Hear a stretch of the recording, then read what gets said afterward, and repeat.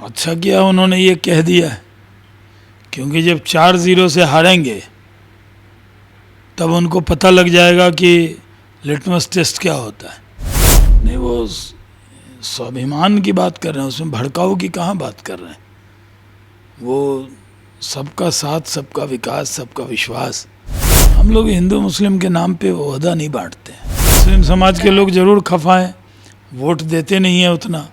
जब काम करते हैं तो स्ट्रेटजिस्ट आते हैं, टेंट वाला आता है, लाइट वाला आता है, माइक वाला आता है, पोस्टर वाला आता है, बैनर वाला आता है। नमस्कार, आप नेश फोनेशन देख रहे हैं। मैं हूं आपके साथ वंदना। हमारे साथ बात करने के लिए हैं पूर्व केंद्रीय मंत्री शाहनवाज हुसैन, जिनसे हमारा सवाल रहेगा कि बिहार में 4 सीट पर उपचुनाव होने जा रहा है। क्या एनडीए का दावा है कि चारों सीट एनडीए के खाते में आएगी? इसमें कितना सच्चाई है, खुद सर से ही जान लेते हैं। सबसे पहले तो सवाल यह है कि बिहार में 4 सीटों पर उपचुनाव हो रहा है। तेजस्वी यादव ने दावा किया है कि यह लिटमस टेस्ट होगा बिहार में, जिससे पता चलेगा कि 2025 का विधानसभा का चुनाव कैसा रहेगा। अच्छा किया उन्होंने ये कह दिया, क्योंकि जब 4-0 से हारेंगे तब उनको पता लग जाएगा कि लिटमस टेस्ट क्या होता है। चारों सीट एनडीए जीतेगा। नीतीश कुमार जी के नेतृत्व में बेहतरीन सरकार चल रही और सम्राट चौधरी जी और विजय सिन्हा जी बहुत मेहनत कर रहे हैं नीतीश कुमार जी के साथ। और बिहार नरेंद्र मोदी जी के आशीर्वाद से तरक्की के रास्ते पर है। जो लोग विपक्ष में हैं वो तरह तरह का ख्वाब दिखाएंगे, बातें करेंगे, लेकिन आएगी बीजेपी और बीजेपी के सहयोगी दल, इसमें कोई शक नहीं। तो क्या ये प्रतिष्ठा एनडीए बचा पाने में कामयाब रहेगी? प्रतिष्ठा क्या है ही, जीतेंगे और बुरी तरीके से आरजेडी को हराएंगे, गठबंधन को। एक सवाल यह भी है कि बिहार में इन दिनों काफ़ी सियासत हो रही है इस बात को लेकर कि केंद्रीय मंत्री गिरिराज सिंह ने हिंदू स्वाभिमान यात्रा निकालने का जब से घोषणा किया है। हालांकि ये पार्टी की तरफ से नहीं है, ये उनका पर्सनल है। क्या लग रहा है? विपक्ष का कहना है कि हमेशा से गिरिराज सिंह कुछ ऐसा भड़काऊ बयान देते हैं जिससे हिंसा का भी खतरा रहता है। अगर जिस इलाके को उन्होंने चिन्हित किया है, पहला जो इस यात्रा निकालने की शुरुआत उन्होंने जिस जगह से करने की है, अगर वहाँ भड़काऊ बयान अगर वो देते हैं तो राजद उस चीज़ को माफ़ नहीं करेगा, राजद खड़ा रहेगा। नहीं, वो स्वाभिमान की बात कर रहे हैं, उसमें भड़काऊ की कहाँ बात कर रहे हैं। वो सबका साथ, सबका विकास, सबका विश्वास के रास्ते पे चलने वाले नरेंद्र मोदी जी के वो सिपाही हैं, मोदी जी के कैबिनेट के सदस्य हैं, तो मोदी जी का ही संदेश लेकर जाएंगे। मोदी जी उनके कैप्टन हैं, वो उनके मेंबर हैं, तो उसमें कहाँ सवाल है भड़काने का।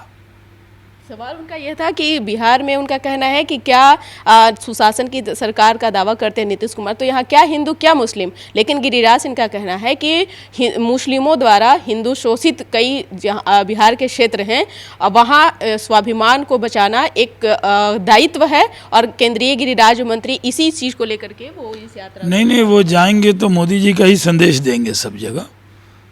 मोदी जी के कैबिनेट के सदस्य हैं, मोदी जी का ही संदेश लेकर जाएंगे। और मोदी जी का संदेश क्या है? सबका साथ, सबका विकास, सबका विश्वास। तो प्रधानमंत्री ने मोदी जी का संदेश पहुंचाने में क्या दिक्कत है?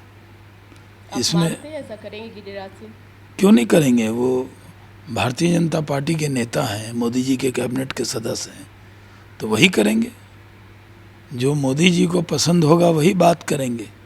आपके भी लाखों चाहने वाले हैं और आप भी जिस समुदाय से आते हैं, तो क्या आप मानते हैं इस बात को कि मुस्लिमों द्वारा शोषित हिंदू कुछ ऐसा है? मैं इन चीज़ों में नहीं पड़ता। मैं तो हिंदू मुस्लिम एकता के लिए ही काम करता हूँ। मेरी ज़िंदगी का मिशन अलग है, कोई पद प्रतिष्ठा नहीं है। समाज में कैसे एकता रहे, समाज बटे नहीं। भारतीय बटेंगे तो वो ठीक नहीं रहेगा। इसलिए भारत में जो पैदा हुआ वो सब भारतीयों को एक होना है, एकजुट होना है और हम सबको इकट्ठा रहना है। इसी के लिए मैं काम करता हूँ, तभी तो भारतीय जनता पार्टी में काम करता हूँ।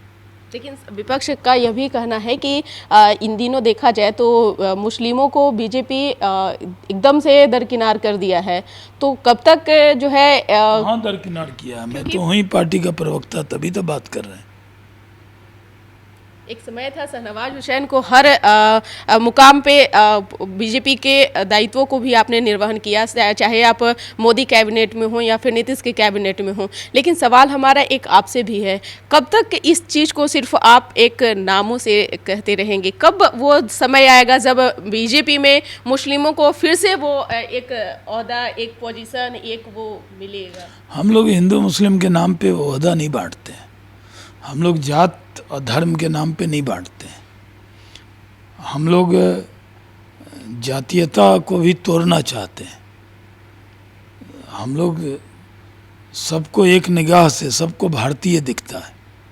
नरेंद्र मोदी जी के चश्मे से 140 करोड़ हिंदुस्तानी एकजुट दिखते हैं, इकट्ठे दिखते हैं।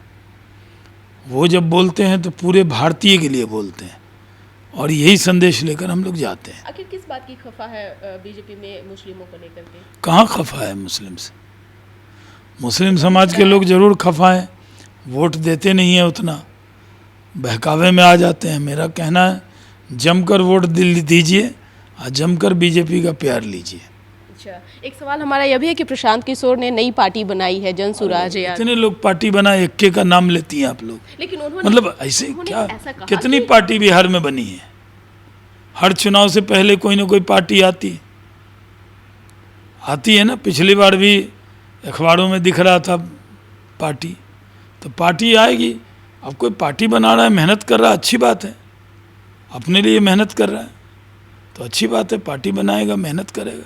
एक हमारा सवाल उसी से रिलेटेड है, इसलिए हम कर रहे हैं कि प्रशांत किशोर का ने हमेशा से दावा किया है कि हम बीजेपी के साथ भी काम किए, जदयू, कांग्रेस, किसी भी पार्टी को नहीं उन्होंने काम किया। तो क्या कीजिएगा? काम हम लोग जब काम करते हैं तो स्ट्रेटजिस्ट आते हैं, टेंट वाला आता है, लाइट वाला आता है, माइक वाला आता है, पोस्टर वाला आता है, बैनर वाला आता है, फिर स्ट्रेटजी बनाने वाला आता है। एक जगह जाइएगा यहाँ तो एक टेप वाला है, वो हर दल के उम्मीदवार का टेप बनाता है। भाइयों बहनों वोट डालिए इस छाप पे, तो पहले वो राजद का बनाता है, फिर बीजेपी का बनाता है, फिर जेडीयू का बनाता है। उसी की आवाज़ में सब जगह प्रचार गाड़ी घूमती है, तो उसका काम होता है। ये भी स्ट्रेटजिस्ट है, ये स्ट्रेटजी बनाते हैं। अब वो अपने लिए बना रहे हैं, शुभकामना उनको। लेकिन जिस एजेंडे पर वो काम कर रहे हैं, उन्होंने कहा कि हम मुस्लिमों को अधिक से अधिक। अरे भाई, मुस्लिम को यहाँ ओवैसी पे तो मुस्लिम भरोसा नहीं किया, तो इन पे क्या खाक करेगा? नहीं करेगा, नहीं करेगा। मुस्लिम को धर्म के नाम पे क्यों बांट रहे हैं भाई? उनको प्रोग्रेस के नाम पर करें। ये अपनी बात को काट रहे हैं। 14 करोड़ बिहारियों को एक निगाह, एक नज़र से देखना है। उनको हिंदू, मुस्लिम, अगड़ा, पिछड़ा, दलित, महादलित नहीं देखना है। सवाल बिहारी का है, इसलिए सब बिहारी को एक नज़र से देखना है। 2025 का कैसा चुनाव रहेगा? लग रहा है कि मुस्लिमों की भी भागीदारी होगी भाजपा में? अरे भाई, हिंदू मुस्लिम चश्मे से हम लोग देखते ही नहीं है। अभी थोड़ी कोई मुस्लिम मंत्री नहीं है तो मुस्लिम हमसे नाराज हैं। चाहते हैं कि अब शहनवाज हुसैन वो ऐसे चुपचाप शांत नहीं बैठे रहे हैं, वो भी अब जिस काम के लिए जाने जाते हैं, जिस काम के लिए उनको लोग पहचानते हैं, वो काम खुलकर। मुझे मौका मिला, 1 साल के लिए मिला था बिहार में इंडस्ट्री लगाने का, हमने लगा दिया। आप ही तय कीजिए कि हमने काम किया कि नहीं किया। आप पत्रकार हैं, निष्पक्ष हैं, तो हमने 1 साल में कर दिया। वही सब काम नीतीश मिश्रा जी अच्छे से काम कर रहे हैं, नीतीश कुमार जी की सरकार कर रही है। तो जो काम मुझे मिलता है, मुझे ये काम मिला, मैंने किया। जो काम अभी पार्टी का काम है कि मीडिया से बात करने का काम है, प्रवक्ता का, तो ये भी काम हम कर रहे हैं अच्छे से। ये तो आप शुरू से करते आए हैं। जब आप पार्टी में आपका कदम आपने जब बीजेपी में रखा था, उस दौरान से ही आप इस कमान को आप संभाले हुए हैं। इसके बाद ही शहनवाज हुसैन के कंधों पर अनेक जिम्मेदारियां दी गई। लेकिन आज क्या बात है कि शहनवाज हुसैन आज एकदम से चुपचाप शांत बैठे हैं? बैठे कहाँ हैं, आपसे बात कर रहे हैं। चलिए, बहुत बहुत शुक्रिया बात करने के लिए। तो आपने सुना कि क्या कुछ कहना था शहनवाज हुसैन का, इनका क्या कुछ हम परिचय दें, क्योंकि ये तो केंद्र में भी काम कर चुके हैं, बिहार सरकार में भी काम कर चुके हैं, अभी राष्ट्रीय प्रवक्ता के तौर पर जो है अपनी बातों को प्लेटफॉर्म पे रख रहे हैं। शहनवाज हुसैन ने साफ तौर पर कहा कि चाहे वो प्रशांत किशोर हो, चाहे फिर बिहार में तेजस्वी यादव ही क्यों न हो, अगर वो अच्छा काम करेंगे तभी उनको जनता मौका देगी। लेकिन बात रहा इस बार का उपचुनाव का, चारों सीट एनडीए के ही खाते में जाएगी। इस खबर बस इतना ही। सहयोगी गौतम के साथ न्यूज फॉर नेशन, पटना।